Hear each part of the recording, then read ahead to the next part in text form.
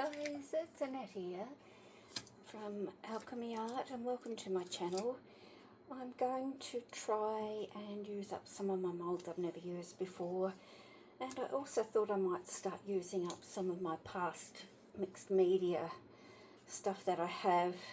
So this is just an experiment to start with. What I'd like to try is try and stamp on a silicone mould, emboss it with embossing powder, and then put resin behind it. That's why I've got a silicone mat here to try first. I've just got a little flower stamp there. I couldn't find my acrylic block, so I'm just using a petri dish. The thing I'm not too sure on is if the embossing powder is going to stick to the silicone. One of the things we used to do in papercraft was to dust anything we thought the embossing powder might stick to with baby powder or cornstarch. I might just try it here. What I might try with is maybe a detail black. This is very old. Okay, let's give it a go.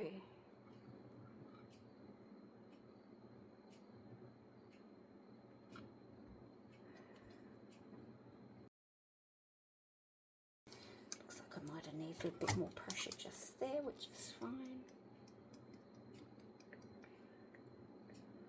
And I can get the excess off.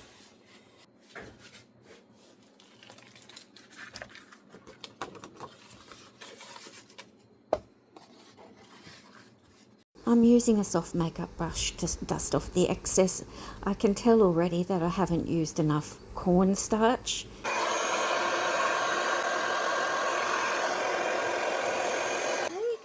It does work.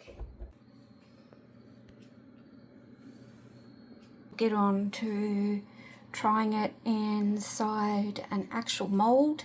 I don't know if this is going to work like it did on the silicone mat, because the silicone mat is slightly rough. I do know that you can use other inks, of course, like your Stays On, which permanent inks that you don't need to emboss with them. But I want to try embossing. That's the bit that I want to try. You can get, of course, your embossing powders in zillions of colours. Whatever colour you can think of, you can usually find an embossing powder for. To keep this fairly simple though, what I've decided to do is I've got 3 moulds in 3 different sizes like this. So I'm going to try the clear embossing ink, which is my Versamark in this one, with clear embossing powder. In the medium-sized one, I'm going to pour clear resin, wait for that to cure, and then emboss in that with a black pigment embossing ink and black powder. And the third one, which is my smaller one, I'm just going to pour the resin and see if I can emboss on the finished side. The surface of these is very shiny because I've never used them before, as I said. I have no idea whether this will work, also because there's these supports underneath and I'm not sure if I can press down enough to get a good impression. This is just cornstarch or corn flour in a stocking, and I'm using that as a way of making the surface not so shiny so the embossing powder won't stick everywhere onto the silicone. I'll just dab that on, and I know from playing around yesterday that I need a bit more than what I thought I did. I've already, to save time, inked it up on here pretty well, I hope, which was just, you know, tapping it on there. That's all you do. Just got a bit of something there. I still can't find my acrylic blocks, but I think this will be okay.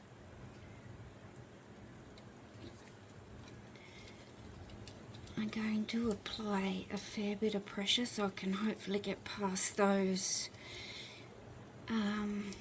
support bits underneath. Right, oh God, missing a chunk in there. Alright, what I've decided to do is just put a bit of my Versamark re-inker on my acrylic bit here and use a paintbrush and put in the missing bits, and then I'll put the clear powder on and emboss that. It's going to take me some time, so I won't show you everything.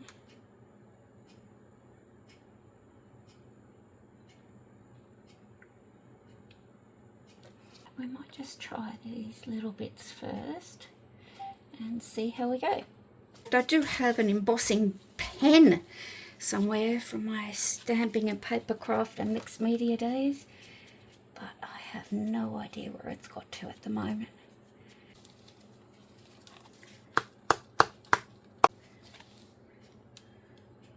Okay, I think that might have worked. That looks like it's going to work nicely, so I'll do the rest off camera. That has been embossed. It's a little bit thicker than what the actual stamp is, but it doesn't look too bad at all. I need to clean off the cornstarch, and to do that I'm just going to use a baby wipe. This is fully cooled down, so it's not sticky or anything now. It's always a bit sticky at first because it's still molten. Wipe off the excess around the outside.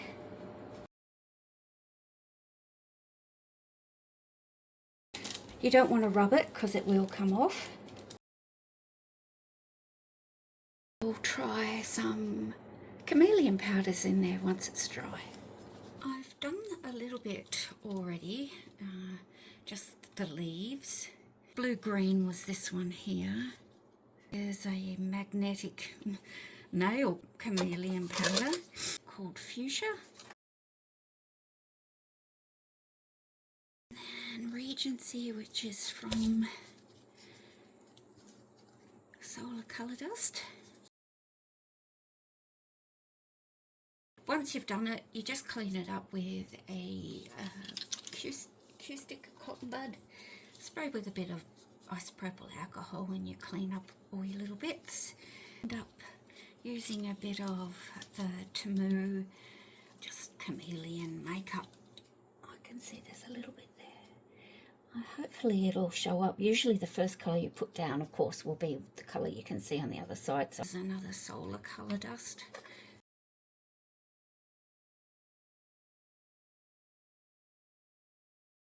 I've got my shimmery colours in here.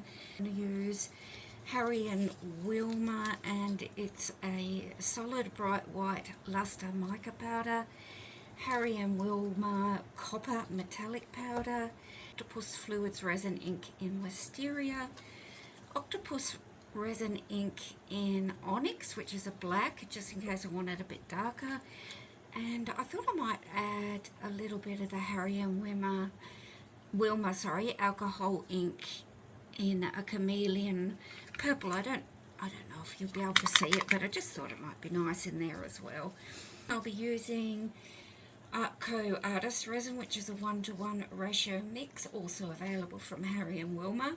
I'll go mix up my resin. I'll have my PPE on.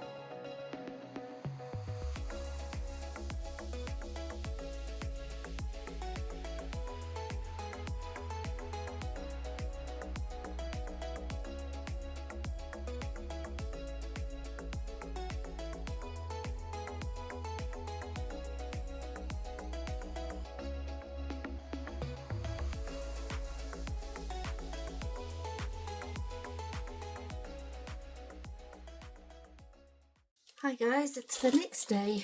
I'm really unsure how this has gone. I don't know if I've been able to get enough of a dark colour where I had the stamping embossing. I don't know if there's a clear bit in the middle for me to stamp on. Definitely got this clear bit okay for me to do a stamp on, which is what I wanted. So we'll put that aside because I don't want to take that out of the mould. These 3 were just extras because I had leftover resins. With this one, what I've done is I put the stamp in there just to see how that would go. There was no embossing powder or anything on it. And you can see that has worked quite well. This was just a bit of leftover I threw in there, but it looks like it's done a really nice crackle effect. This was really just the last in each jar. I didn't even really look to see how I was pouring it. Oh wow. Yeah, very pretty crackle effect. This also was left over. I didn't do multiple layers. I think did one of each. I'd have to check the video and see. Goodness, that is really nice. I like that. This is the one that I want to stamp and emboss on the front side. To see how that goes. I'm glad I'm getting to use some of my moulds I've never used before. Okay. Oh my God, I love it. Yeah, that is so pretty. Look at that.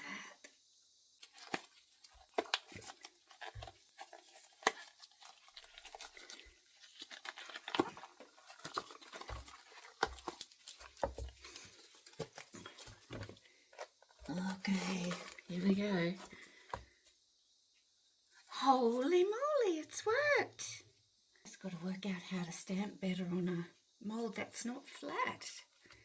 This video is already 12 minutes long, so I'm not going to include my stamping efforts on the medium and the small tray.